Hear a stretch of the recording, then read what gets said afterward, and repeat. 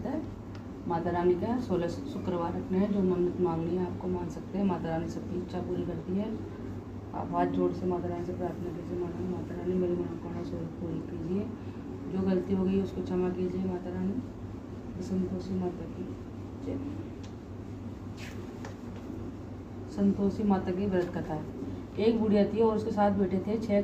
छह कमाने वाले थे। एक निकम्मा था। बुढ़िया माँ 6 पुत्रों को रसोई बनाती, भोजन करवाती, पीछे से कुछ बचता तो 7वें को दे देती। परंतु 7वां पुत्र बड़ा ही भोला भाला था, मन में विचार न करता। एक दिन वो अपनी बहू से बोला, देख मेरी माता मुझ पर कितना प्रेम है। वह बोली, नहीं क्यों नहीं, सबका बच्चा झूठा तुमको खिलाती है। वह बोला, ऐसा नहीं हो सकता, जब तक अपनी आंखों से नहीं देखूंगा नहीं मान सकता।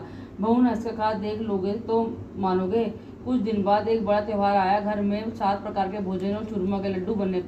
वह परीक्षा लेने के लिए सिर दर्द का बहाना कर पतला कपड़ा सिर पर ओढ़कर उसके घर में सो गया और कपड़े में से सब देखता रहा। 6 भाइयों ने भोजन करने आए। उसने देखा माँ ने उनके लिए सुंदर सुंदर आसन बिछाए, 7 प्रकार की रसोई परोसी। माँ आगे करके जिमाती रही। वह देखता रहा। 6 भाई जब भोजन करके उठे तब माँ ने उनकी झूठी थालियों में से लड्डू के टुकड़ों को उठाया और एक लड्डू बनाया। झूठन साफ कर बुढ़िया ने माँ ने पुकारा, छठा बेटा 6 भाई भोजन कर गए, तू भी बाकी है, उठ भोजन कर ले। उसने कहा, माँ मुझे भोजन नहीं करना, मैं प्रदेश जा रहा हूँ। माता ने कहा, कल जाना है तो आज ही जा। वह बोला, हाँ आज ही जा रहा हूँ। ये कहकर वह घर से निकल गया। चलते समय बहू की याद आई। वह गौशाला में कंडे थाप रही थी। जाकर बोला वह बोला, मेरे पास तो कुछ नहीं है, ये अंगूठी है सो ले लो, अपने कुछ निशानी मुझे दे दो। वह बोली, मेरे पास क्या है, ये गोबर भरा हाथ है। ये कहकर उसकी पीठ पर गोबर के हाथ की थाप मार दी। वह चल दिया। चलते चलते दूर देश में पहुंचा। वहाँ एक साहूकार की दुकान थी। वहाँ जाकर बोला, सेठ जी मुझे नौकरी पर रख लें, साहूकार की जरूरत थी। साहूकार ने कहा काम देखकर दाम मिलेंगे। साहूकार की नौकरी मिली।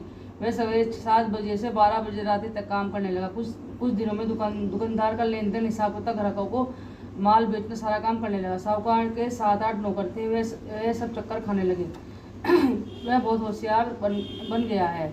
सेठ ने भी काम देखकर 3 महीने में ही उसकी मुनाफे की साझेदारी बुला लिया।